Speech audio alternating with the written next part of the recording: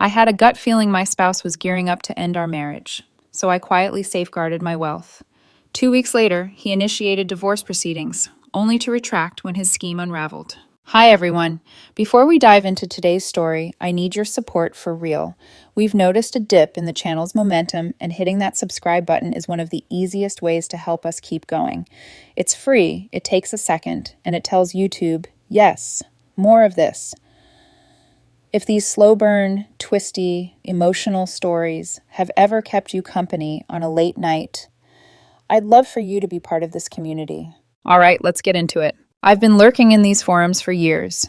The kind of person who reads other people's disasters like a cautionary tale and thinks, that could never be me. But life doesn't ask permission before it flips the table. To be clear, I'm not the type who jumps to wild conclusions. I'm not the woman who sees a missed call and starts building conspiracy boards on the kitchen wall. I'm practical. I'm careful. I'm the friend who talks other people down. Which is why it messed with my head when my instincts started screaming and my logic kept whispering, you're overreacting. My name is Avery Collins. I'm 34.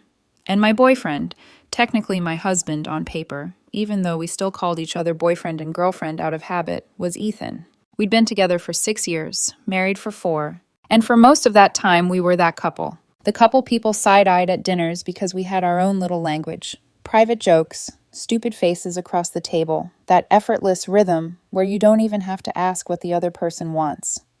Ethan would plan these thoughtful date nights like he was staging a movie scene. Reservations, playlists, a little candle he'd pretend was for ambiance, but really he just liked watching me smile. And I'd do the small things back. His favorite takeout after a brutal week, a surprise coffee on Monday mornings, the exact socks he liked folded on top of the laundry so he'd actually put them away. It felt natural, like we'd cracked the code. So when things shifted, it didn't come with fireworks. It came like fog. About 6 months ago, the change started. Subtle enough that if you weren't paying attention, you'd miss it. But once you notice fog, you can't unsee how everything looks. Softer, farther away, less real. The first thing was his phone. Ethan used to leave it everywhere. On the counter, on the couch, face up on the dining table while he showered. We had that lazy kind of trust where if a notification popped up, neither of us flinched. Then one week, his phone became attached to him. Bathroom, phone in pocket. Taking out the trash, phone in hand. Even doing dishes, he'd prop it against a cup like it was a co-host in our kitchen. I teased him the way you do when you're trying to keep things light. What, are you running a covert operation now? I laughed, bumping his shoulder. He laughed too quickly. Work's been texting nonstop, he said. I'm just trying to stay on top of things. Fair enough. Until a few days later, he added a passcode. That shouldn't be a big deal, I know. People have passcodes. People have boundaries. But Ethan had never cared before. Not once. And the weird part wasn't the code itself. It was how he did it. Quick. Secretive. Like he didn't want me to see the pattern his thumb made on the screen.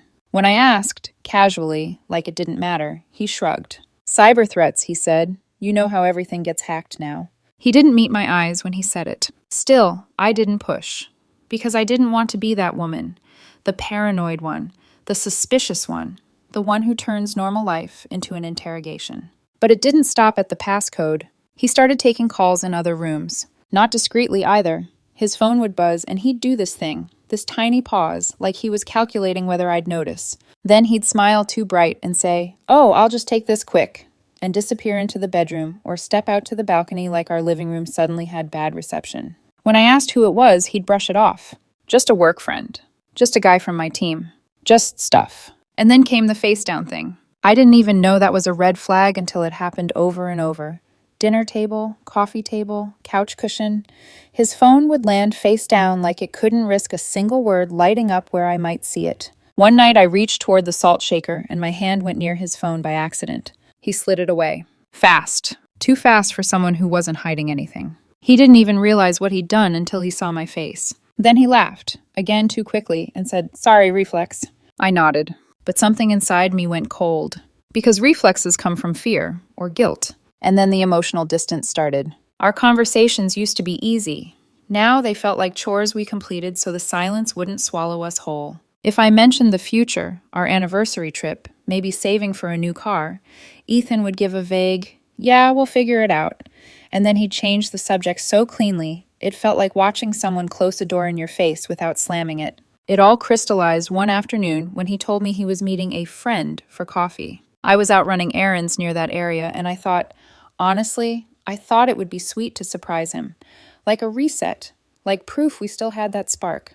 So I pulled into the parking lot across from the cafe, and I froze. Ethan wasn't inside. He was outside, pacing the sidewalk with his phone pressed to his ear, jaw tight, eyes hard. He didn't look like a man meeting a friend. He looked like a man finalizing something. I stayed in my car. My hands were on the steering wheel, but I couldn't feel them. I didn't mean to overhear. I didn't lean out the window. I didn't creep closer. But the wind carried pieces of his voice. Nearly set. Fresh start soon. And something else. Something that made my stomach drop, because he sounded excited. Not happy. Not relieved. Excited like someone who can taste the finish line. When he got home later, I kept my tone light. How was coffee? He didn't even blink. Oh, good, he said easily. My friend was venting about her relationship. Same old stuff. It was too smooth. Too rehearsed. Like he'd practiced it in the mirror on the drive back. I stared at him for one heartbeat longer than normal. Then he did something that felt like the real reason he'd been building all this secrecy. He brought up money. We should consolidate our finances, he said, like he was suggesting a new Netflix show. Just organize everything in one place. Accounts, passwords, documents, for emergencies. I blinked. What kind of emergencies? I asked, keeping my voice casual, but my pulse started climbing. He shrugged. You know, in case something happens. If one of us needs to make a big move fast, it's just smart. His reasoning sounded logical, but his delivery felt practiced, too perfect. Like he'd been coached on which words would sound responsible instead of suspicious. I nodded slowly. Yeah, I said, makes sense.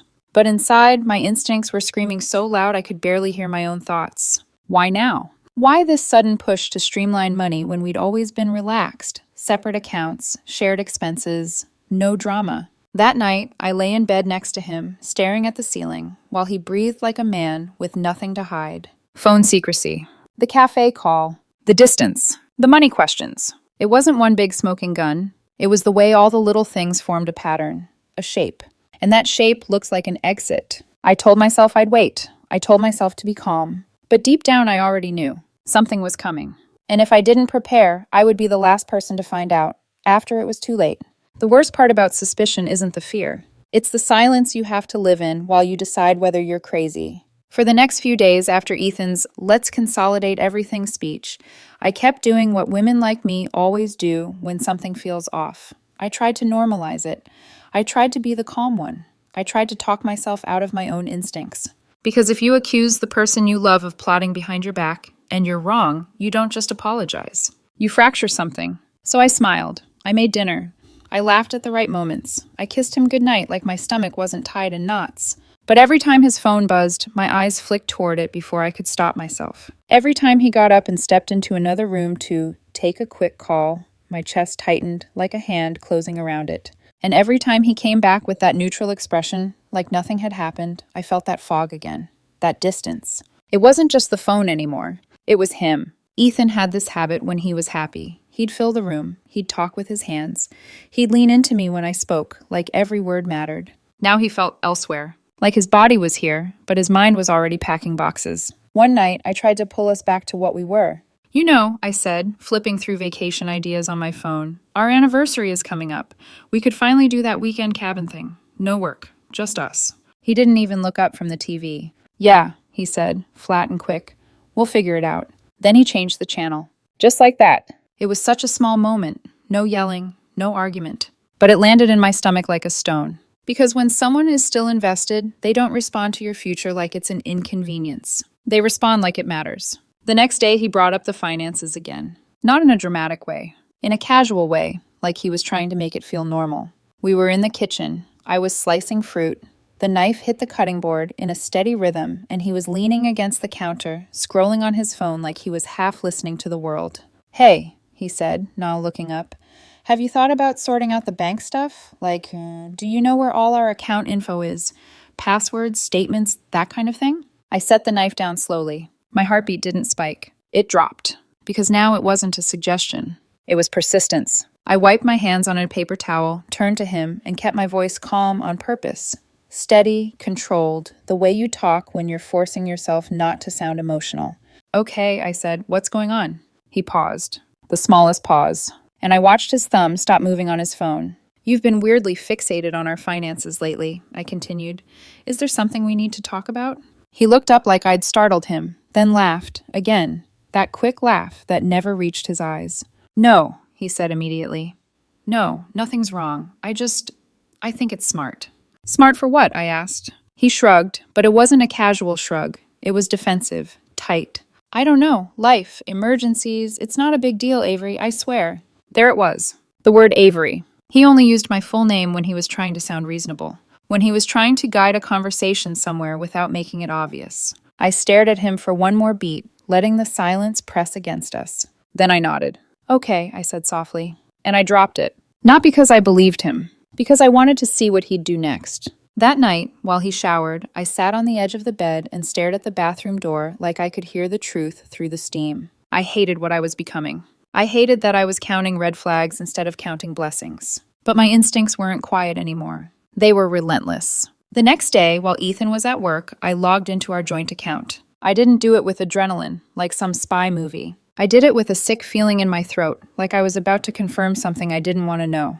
At first, it looked normal. Rent, utilities, groceries, the usual.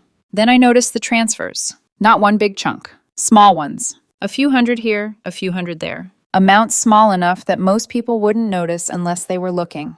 But I was looking, and when I pulled up the history for the last month, I saw the pattern. Every few days. Same kind of amounts. Always going out. Always to accounts I didn't recognize. I sat back in my chair, staring at the screen. My mind tried to rush in with explanations. Maybe he was paying something off. Maybe he was helping someone. Maybe he was planning a surprise. But my stomach didn't buy any of those stories. Because if it was innocent, he would have said something. I took a screenshot, then another. Then I opened a separate folder on my laptop and saved them all there, my hands moving automatically while my thoughts spun. I wanted to confront him. I wanted to slam the laptop shut and pretend I hadn't seen anything. But that advice from years of reading other people's stories and forums, it echoed in my head. If you confront too soon, you give them time to cover their tracks. So I didn't confront him. I did something that felt safer. I called a friend from college, someone I trusted, someone who didn't gossip, someone who never got dramatic for entertainment. He was a lawyer now, and when he picked up, I forced myself to sound normal. Hey, I said, can I run something by you? Just hypothetically. He didn't laugh. He didn't brush me off. He just listened. I told him about the phone secrecy, the cafe, the money questions, the transfers. I downplayed it at first, because that's what you do when you're afraid of being told you're paranoid. I'm not saying something's definitely up, I said quickly. Something feels wrong. He was quiet for a moment. Then he said carefully, I'm not saying he's planning something, but you're not crazy for wanting to protect yourself. My throat tightened. Protect myself how? I asked. He exhaled. Look, people can be in love and still get ugly when money is involved, he said. And if your gut is telling you to pay attention, you should. Better safe than sorry. He didn't tell me to spy. He didn't tell me to do anything illegal. He outlined basic legal steps, ways to secure what was mine, ways to make sure I wasn't blindsided if things went south. As he spoke, I felt two things battling inside me. Guilt, because I still wanted to believe Ethan was good, and resolve, because the transfers didn't lie. After I hung up, I sat in the quiet living room with the TV off and the curtains half drawn, listening to the hum of the fridge like it was the only stable thing in the house. This wasn't just about money. This was about the life we built. I kept flashing back to our wedding night, his hands in mine, his voice promising we were a team. And now I was preparing like we were opponents. That night, when Ethan came home, he kissed my cheek and asked what I wanted for dinner. His face was calm. His eyes were steady. He looked like a man with nothing to hide. And that was the part that terrified me most. Because either I was losing my mind, or he was hiding it perfectly. I waited until he fell asleep. Then I opened my laptop. My hands weren't shaking like a movie scene. They were steady, almost numb, like my body had decided for me. I pulled up everything. Accounts, investments, property paperwork, anything with my name attached to it. Each document I opened and felt like another step away from the woman who believed love was enough. And another step toward the woman who understood love doesn't stop someone from trying to take what's yours. I wasn't trying to hurt him.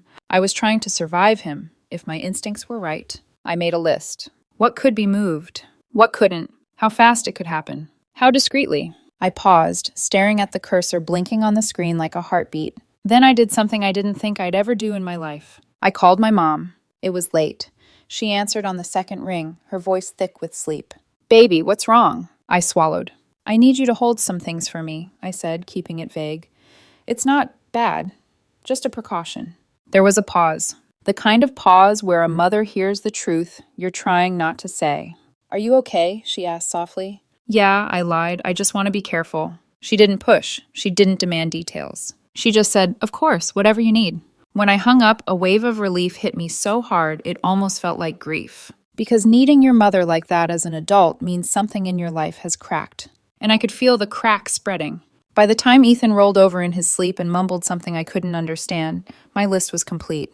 The plan was forming. And deep down I knew, whatever Ethan was preparing to do, I couldn't afford to be the last person to know. There's a strange clarity that comes when you accept one hard truth. No one is going to protect you better than you will. The night I decided to act didn't feel dramatic.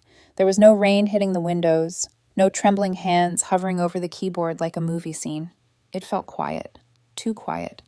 Like the calm you get right before something irreversible happens. I sat at the dining table with my laptop open, the glow of the screen cutting through the dim apartment.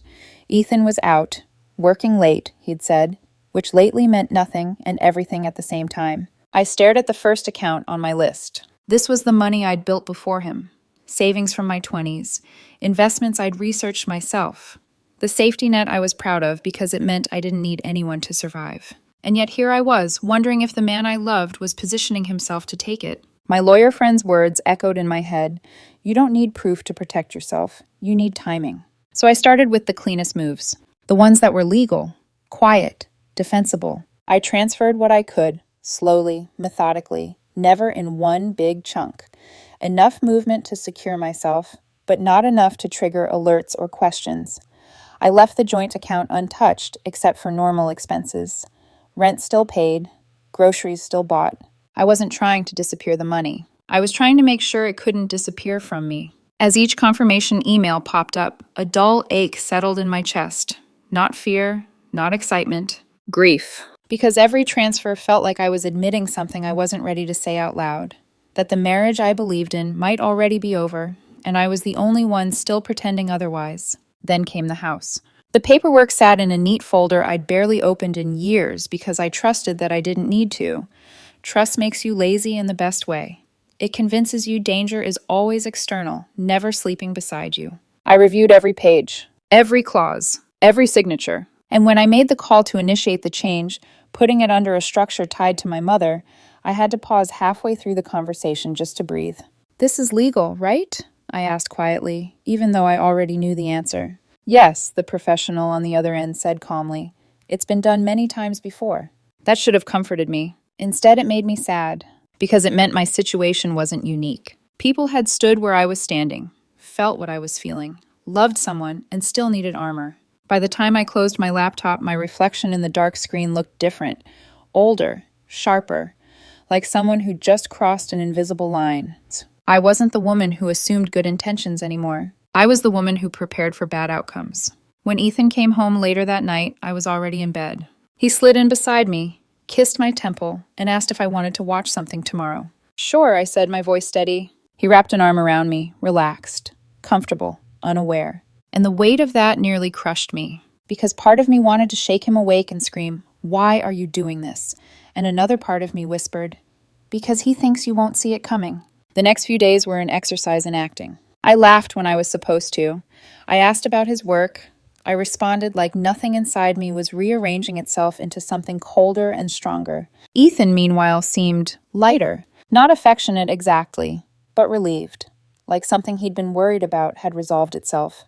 And that made my skin crawl. Because people don't relax unless they think the risk has passed. What stood out most wasn't what he said. It was what he stopped saying.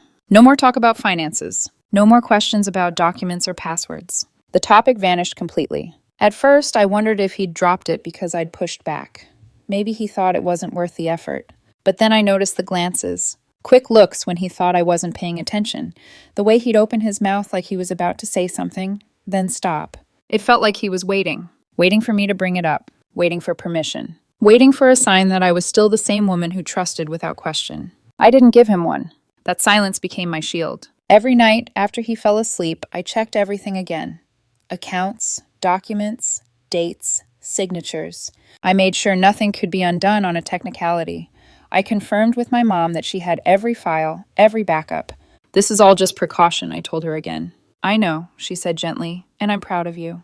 That was when it hit me how serious this had become. Mothers don't say they're proud when things are normal. 2 weeks passed like that. 2 weeks of eerie normalcy. Ethan cooked dinner once. He joked. He asked about my day. And for half a second, I wondered if I'd imagined everything. If I'd built a fortress against a threat that didn't exist. Then, on a random Friday evening, he asked me to sit down. He turned off the TV. He folded his hands. And before he even spoke, my stomach dropped. Because some instincts don't fade. They wait. And I knew, before he said a single word, that whatever I'd done in the shadows had just saved me from what was coming next. We need to talk. Those 4 words didn't hit me like a slap. They hit me like confirmation. Ethan sat across from me on the couch, posture straight, hands folded together the way people do when they've rehearsed something and don't want to forget their lines. The TV was off. The apartment felt unnaturally quiet, like the air itself was holding its breath. I nodded slowly, as if he'd just said something ordinary. Okay, I said. He took a breath that sounded measured, deliberate. I've been doing a lot of thinking, he began. About us, about my life, about what I need. There it was. The language of detachment. The preamble that lets someone frame their exit as personal growth instead of abandonment. I think, he continued, eyes fixed somewhere just past my shoulder, that I need space. I feel like I've lost myself in this marriage. Marriage. Interesting how the word suddenly mattered. I stayed silent. I let him fill the space. People always tell you more when you don't interrupt. It's not that you did anything wrong, he said quickly, then contradicted himself without realizing it. It's just, I've given up a lot, and I don't think you ever really appreciated that. That one landed, not because it was true, but because of how confidently he said it. I deserve better, he added, voice cool, controlled, like he was stating a fact, not a feeling. I felt something in me harden. Not anger. Clarity. He wasn't sad. He wasn't conflicted. He wasn't even particularly guilty. He was resolved. And that told me everything I needed to know. I didn't cry. I didn't argue. I didn't ask him to explain what sacrifices he meant, because I already knew the answer would be vague. People who rewrite history don't like specifics. Instead, I nodded. If that's what you want, I said evenly, we'll figure out next steps. He looked at me then, really looked at me, for the first time that night. There was a flicker of surprise in his eyes. He'd expected resistance, tears, bargaining, fear. He didn't get any of it. That night, he packed a bag and left to clear his head.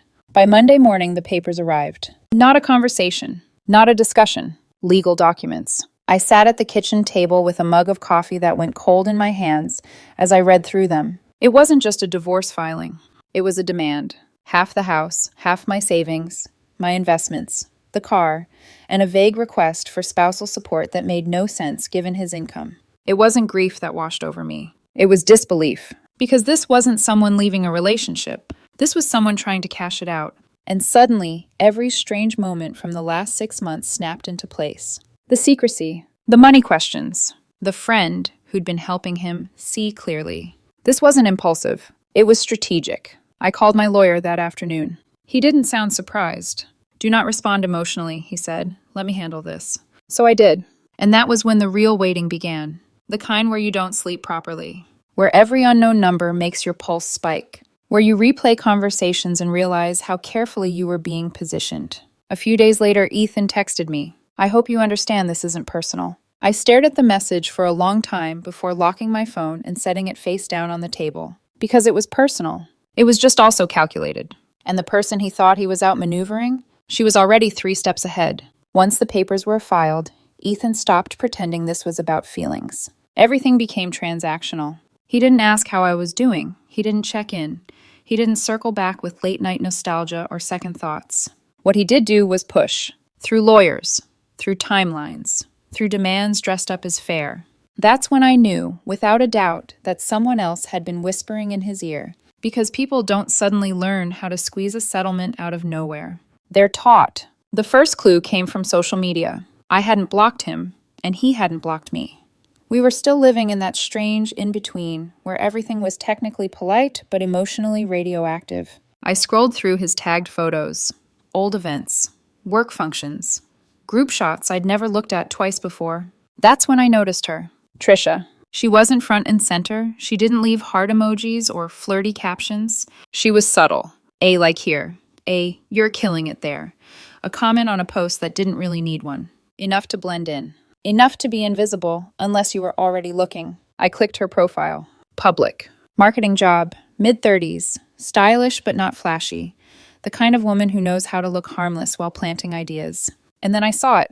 A photo she'd posted weeks earlier, standing outside a cafe. The cafe. The same one where I'd seen Ethan pacing the sidewalk, voice low, talking about a fresh start.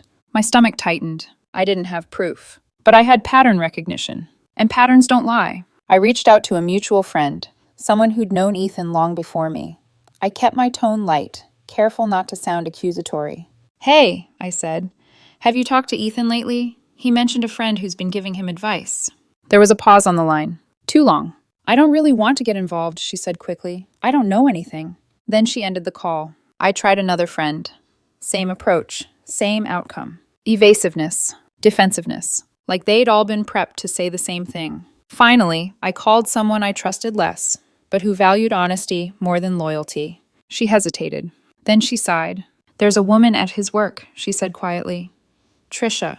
They've been spending a lot of time together. I don't know exactly what's going on, but she's been very involved. Involved how? I asked. Helping him think through the divorce, she said. What he deserves, what he should ask for. There it was. Not an affair, at least not yet. Something colder. Coaching. I didn't confront him. I didn't text. I didn't demand answers. I did something smarter. That Saturday, I parked a block away from his new apartment. I told myself I was just confirming what I already knew. That I wasn't stalking, that I wasn't spiraling. I waited. A few hours later, the door opened. Ethan stepped out, and behind him, Trisha. They didn't hold hands. They didn't kiss. They didn't need to. They walked close enough that their shoulders brushed. They leaned toward each other when they spoke. Comfortable, familiar, like teammates. They got into her car and drove off. I didn't follow. I didn't need to, because now I understood everything. The distance hadn't been confusion. It had been preparation. The money questions hadn't been curiosity. They'd been reconnaissance. And the divorce? It wasn't an ending. It was supposed to be a launch. For him. For her. Funded by me. He thought I was going to panic. To plead. To negotiate from fear. He had no idea that by the time he filed, I had already closed every door he planned to walk through. The mediation room was colder than it needed to be. Not temperature-wise, emotionally. That kind of sterile cold where everything smells like recycled air and bad decisions, where people sit too straight and speak too carefully because every word might cost them money. Ethan arrived 10 minutes early. He looked confident. Not smug, worse than that. Calm, centered, like a man who believed the outcome had already been decided and he was just there to collect it. Trisha wasn't there, of course. She didn't need to be. This was the part where she stayed invisible. His lawyer sat beside him with a binder thick enough to double as a weapon. He placed it on the table with a soft thud, the sound of preparation. My lawyer nodded politely. I said nothing. When the mediator signaled to begin, Ethan's lawyer jumped right in. He listed the demands like they were reasonable, even generous. Half the house, half my savings, my investment accounts, the car, and support payments to maintain a standard of living. I watched Ethan while his lawyer spoke. He didn't look at me. He stared at the table, nodding occasionally, jaw set. This wasn't emotional for him. It was procedural. When his lawyer finished, the mediator turned to us. My client has something we'd like everyone to review before we continue, my lawyer said calmly. He slid a slim stack of papers across the table. Not thick, not dramatic, just precise. Ethan's lawyer picked them up first. I watched his expression change in stages. Confusion, calculation, then something like irritation. What's this? He asked, flipping through. These documents show the transfer of all major assets into a legal trust, my lawyer said evenly, established under my client's mother's name. Ethan looked up sharply. What? He snapped. The transfers were completed weeks before the divorce filing, my lawyer continued. They are legal, notarized, and irrevocable. The room went quiet. Not awkward quiet. Dangerous quiet. Ethan's lawyer shot him a look. You didn't mention this, he said flatly. Ethan grabbed the papers, scanning them faster now, flipping pages like if he moved quickly enough, the reality would change. "This isn't real," he muttered. "This can't be real." Then he turned to me, and for the first time since this started, the mask cracked. His eyes weren't cold anymore. They were furious. "You planned this," he hissed. "You knew I was filing, and you set this up to ruin me." I didn't respond, because there was nothing to explain. My lawyer answered for me. "These actions were taken as a precaution," he said. "No laws were broken. No assets were concealed. Everything was done transparently and within the bounds of the law." Ethan's lawyer leaned back in his chair, lips pressed thin. "This changes things," he said. "Yes, it did." The mediator cleared her throat. "We'll need to pause," she said carefully. "Counsel will need time to review these documents." Ethan slammed the papers onto the table. "This is unbelievable," he said, voice tight.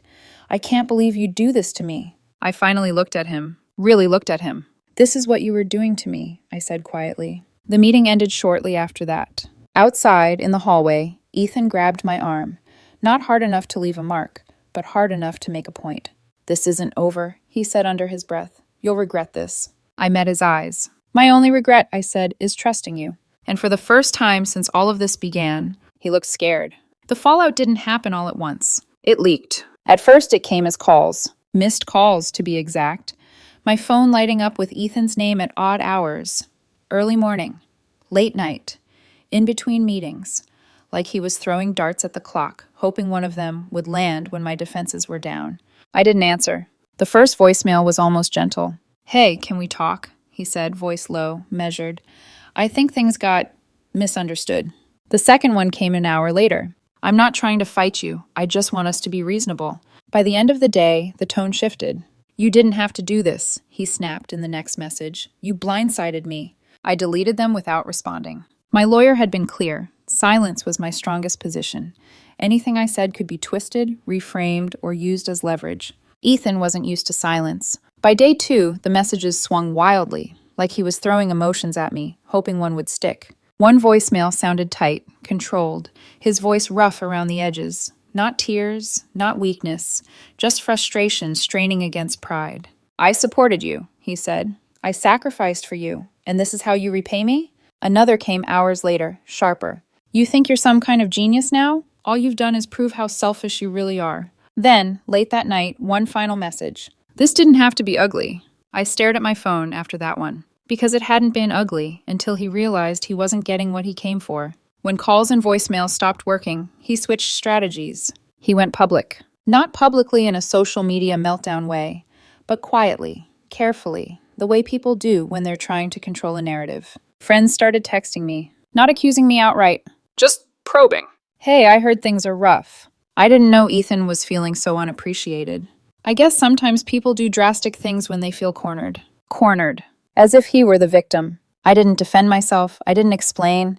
I didn't counter-message with screenshots or timelines. I let him talk. Because the problem with stories built on half-truths is that they collapse under basic questions. And sure enough, they did. People asked him why the divorce papers were so aggressive if this was just about space. Why the demands were so precise if it wasn't planned. Why the finances mattered so much if he only wanted freedom. The answers didn't line up, so he pivoted. The story changed again. Now it was a misunderstanding, then a wake-up call, then, unbelievably, a test. He just needed to see if Avery would fight for the marriage, someone told me, repeating his words like they made sense. A test, filed with lawyers, with demands, with deadlines. People didn't buy it, not for long. The more he talked, the worse it sounded. And then, right when the pressure was starting to close in on him, my phone buzzed with a message that changed everything.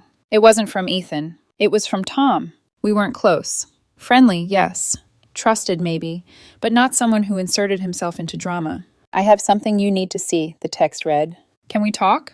My chest tightened, not with fear, but anticipation. Because something told me this wasn't another opinion. It was evidence. We met 2 days later. And when he slid his phone across the table, I understood why Ethan's confidence had evaporated so quickly. Some lies don't just unravel.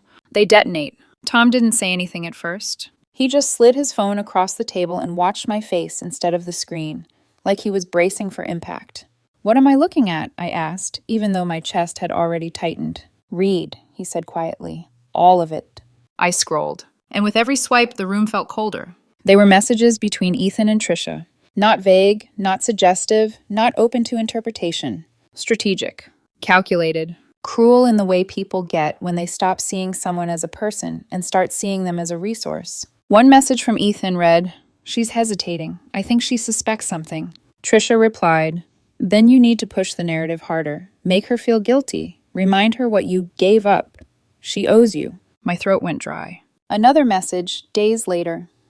"Once the settlement's done, we'll have what we need. I just need her to sign."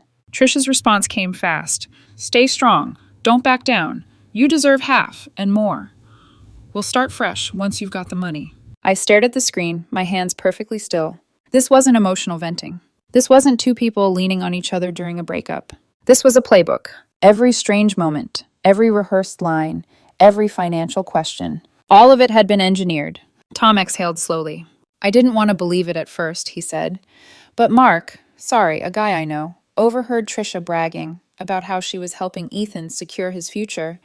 It didn't take long to realize what that meant." "And you got these how?" I asked, my voice distant even to my own ears. "She sent them," Tom said, "to someone she trusted, someone who started feeling sick about it. They didn't want blood on their hands."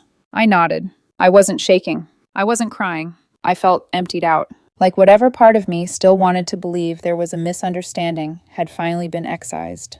"Do you know what hurts the most?" I asked quietly. Tom shook his head. "It's not that he wanted to leave," I said. "It's that he planned to destroy me on the way out and thought I wouldn't notice." Tom looked down. "I'm sorry," he said. "You didn't deserve this." I thanked him, handed the phone back, and sat there for a long moment after he left, just breathing. Then I did something I hadn't done once since this started. I let the truth move. I didn't blast it online. I didn't post screenshots with captions. I didn't need to. I shared them privately, carefully, with people who mattered, with people who had been confused, neutral, or quietly skeptical. The effect was immediate. The same friends who had told me to be reasonable stopped messaging. The ones who'd repeated Ethan's test excuse went quiet. And the people who'd stayed on the fence finally picked a side. His. Just not the one he wanted. Word spread faster than I expected. Because when people see proof, they don't need persuasion. They connect the dots themselves. Ethan's lawyer contacted mine within days. The tone had changed. No more demands, no more ultimatums, no more confidence. Just logistics. The claims were withdrawn. The aggressive language softened. The fight was over before it ever made it to court. And Trisha? She vanished. Her social media went dark. Her name stopped coming up. Her presence evaporated the moment it was clear there was no money waiting on the other side. I wouldn't be surprised if she'd believed her own fantasy, right up until it collapsed. Ethan tried to reach me again after that. The messages weren't angry anymore. They weren't threatening. They were desperate. "Can we just talk? I made mistakes. You don't have to forgive me. I just need you to hear me out."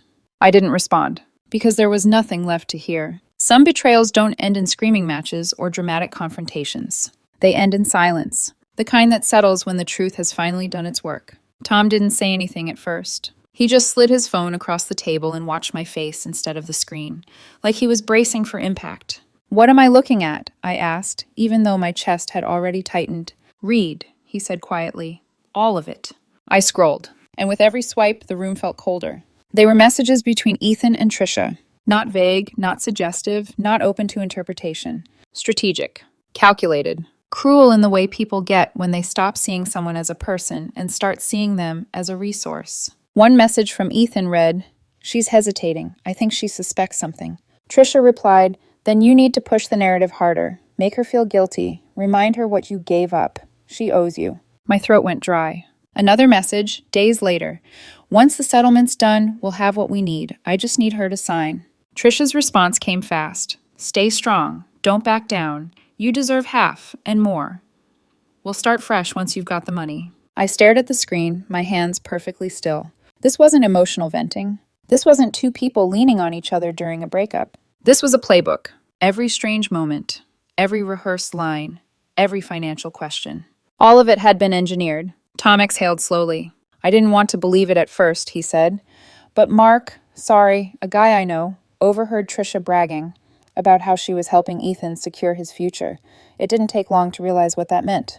"And you got these how?" I asked, my voice distant even to my own ears. "She sent them," Tom said, "to someone she trusted, Someone who started feeling sick about it. They didn't want blood on their hands. I nodded. I wasn't shaking. I wasn't crying. I felt emptied out, like whatever part of me still wanted to believe there was a misunderstanding had finally been excised. Do you know what hurts the most? I asked quietly. Tom shook his head. It's not that he wanted to leave, I said. It's that he planned to destroy me on the way out and thought I wouldn't notice. Tom looked down. I'm sorry, he said. You didn't deserve this. I thanked him, handed the phone back, and sat there for a long moment after he left, just breathing. Then I did something I hadn't done once since this started. I let the truth move. I didn't blast it online. I didn't post screenshots with captions. I didn't need to. I shared them privately, carefully, with people who mattered, with people who had been confused, neutral, or quietly skeptical. The effect was immediate. The same friends who'd told me to be reasonable stopped messaging. The ones who'd repeated Ethan's test excuse went quiet, and the people who'd stayed on the fence finally picked a side. His, just not the one he wanted. Word spread faster than I expected. Because when people see proof, they don't need persuasion. They connect the dots themselves. Ethan's lawyer contacted mine within days. The tone had changed. No more demands, no more ultimatums, no more confidence. Just logistics. The claims were withdrawn. The aggressive language softened. The fight was over before it ever made it to court. And Trisha? She vanished. Her social media went dark. Her name stopped coming up. Her presence evaporated the moment it was clear there was no money waiting on the other side. I wouldn't be surprised if she'd believed her own fantasy, right up until it collapsed. Ethan tried to reach me again after that. The messages weren't angry anymore. They weren't threatening. They were desperate. Can we just talk? I made mistakes. You don't have to forgive me. I just need you to hear me out. I didn't respond, because there was nothing left to hear. Some betrayals don't end in screaming matches or dramatic confrontations. They end in silence, the kind that settles when the truth has finally done its work.